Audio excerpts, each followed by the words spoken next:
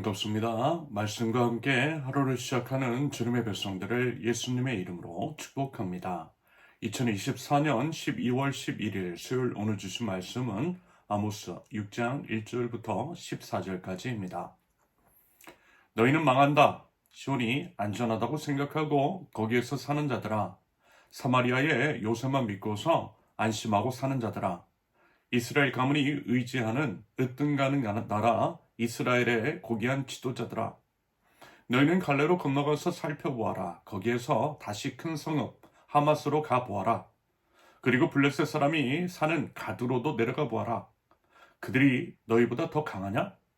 그들의 영토가 너희 것보다 더 넓으냐? 너희는 재난이 닥쳐올 날을 피하려고 하면서도 너희가 하는 일은 오히려 폭력의 날을 가까이 불러들이고 있다. 너희는 망한다. 상하 침상에 누우며 안락 의자에서 기지개 켜며 양떼에서 골라 잡은 어린 양 요리를 먹고 우리에서 송아지를 골라 잡아먹는 자들. 검은 것 소리에 맞추어서 헛된 노래를 흥얼대며 다윗이나 된 것처럼 악기들을 만들어내는 자들. 대접으로 포도주를 퍼마시며 가장 좋은 향유를 몸에 바르면서도 요셉의 집이 망하는 것은 걱정도 하지 않는 자들. 이제는 그들이 그 맨 먼저 사로잡혀서 끌려갈 것이다. 마음껏 흥청대던 잔치는 끝장나고 말 것이다. 주 하나님이 스스로를 두고 맹세하신다. 만군의 하나님 주님께서 하시는 말씀이다. 나는 야곱의 교만이 밉다. 그들이 사는 호화로운 저택이 싫다. 그들이 사는 성읍과 그 안에 있는 모든 것들을 내가 원수에게 넘겨주겠다. 그때에 가서는 비록 한 집에 10사람이 남아있다고 하여도 끝내 모두 죽을 것이다. 시체들을 불살라 장례를 치르는 친척이 와서 그 집에서 시체들을 내가면서 집안에 있는 사람에게 옆에 아직 시체가 더 있느냐고 물으면 남아있는 그 사람이 없다고 대답할 것이다. 그러면 그 친척이 조용히 하라고 하면서 주님의 이름을 함부로 불러서는 안 된다고 말할 것이다. 나 주가 명한다. 큰 집은 허물어져서 산산조각나고 작은 집은 부서져서 박살날 것이다. 말들이 바위 위에서 달릴 수 있느냐? 사람이 소를 부려 바다를 갈 수 있느냐? 그런데도 너희는 공의를 뒤엎어 독약을 만들고 정의에서 거둔 열매를 쓰디쓴 소태처럼 만들었다. 너희가 로드바를 점령하였다고 기뻐하며 가르나임을 우리 힘만으로 정복하지 않았느냐고 말하지만 이스라엘 가문아, 내가 한 날을 일으켜서 너희를 치겠다. 만군의 하나님 나 주의 말이다. 그들이 하맛 어귀에서 아라바 게울에 이르는 온 지역에서 너희를 억압할 것이다. 아멘. 아모스 8번째 시간입니다. 오늘 본문은 특별히 지도자의 죄악에 대한 고발, 지도자의 책임이 무엇인지를 생각해 보게 합니다. 그러면서요, 한국 사회를 바라볼 때 국민의 생명과 안전이 아니라 개인의 이익과 당리당략에 따라 움직이는 지도자들이 많다라는 점과 결부시켜서 이 말씀을 보시면 좋겠습니다. 먼저 1절부터 6절까지 지도자들의 죄악 및 그에 대한 경고 메시지입니다. 하나님은요, 망한다라고 분명하게 선포하세요. 시온이 안전하다고, 사마리아의 요새만 믿고, 여러분 이걸 지금으로 말하면요, 콘크리트 지지층 정도 되지 않을까 싶습니다. 어떤 짓을 하고 무엇을 하든 맹목적으로 자신들을 지지해 줄 것이라고 여기는 사람들, 그들을 믿고 무도한 짓을 계속해서 하더라는 거예요. 어차피 그들은 자기들을 지지해 줄 것이니까. 그런 오만하고 교만한 지도자들에 대해서 망한다라고 말씀하십니다.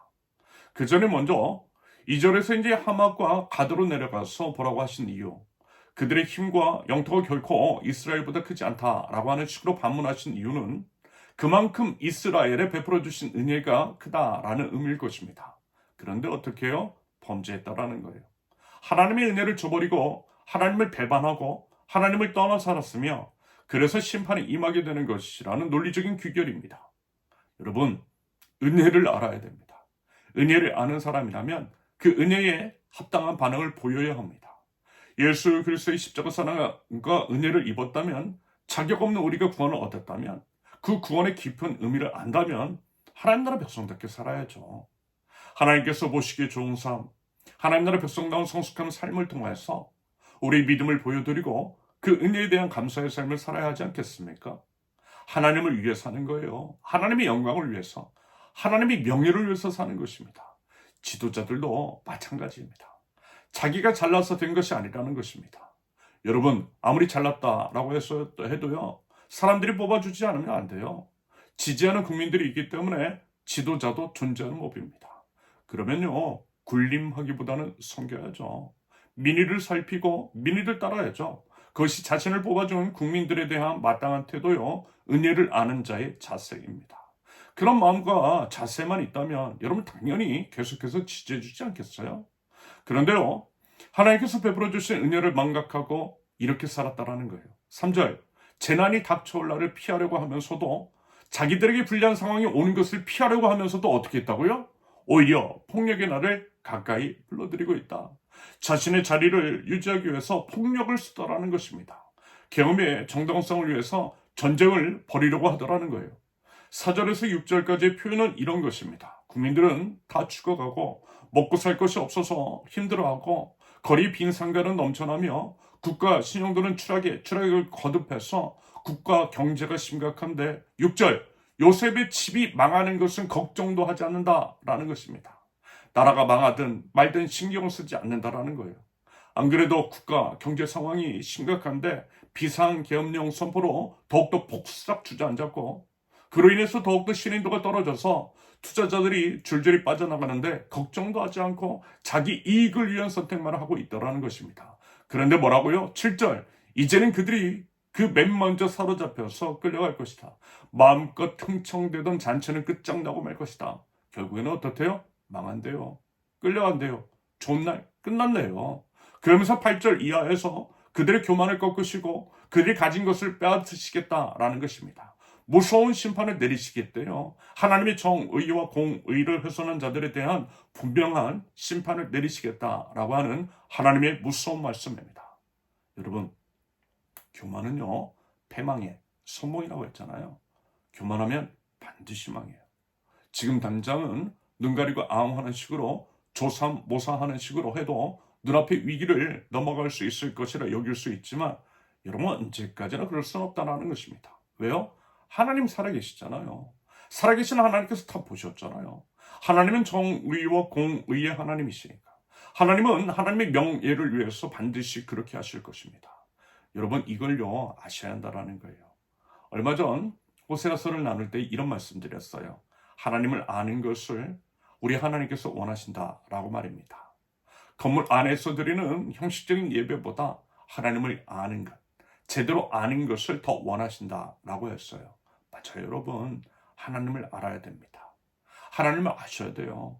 하나님은 어떤 분이신 줄 아셔야 그 알에 따른 바른 삶의 반응도 보여드릴 수 있습니다. 반대로 우리가 하나님께 죄를 저지르고 그릇된 삶을 사는 것은 하나님 몰라서 그런 것일 수 있어요.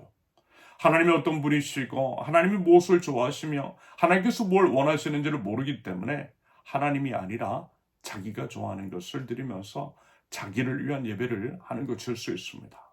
하지만요, 여러분, 그런 예배 안 받으신다라고 했잖아요. 오히려 그것은요, 하나님 모독하는 거예요. 그에 따른 무서운 심판이 있다라는 것입니다. 하나님 제대로 알자고요. 그리고 제대로 예배하자고요. 예배하되 하나님의 정의와 공의를 삶으로 살아내는 예배로서 하나님을 예배하자고요.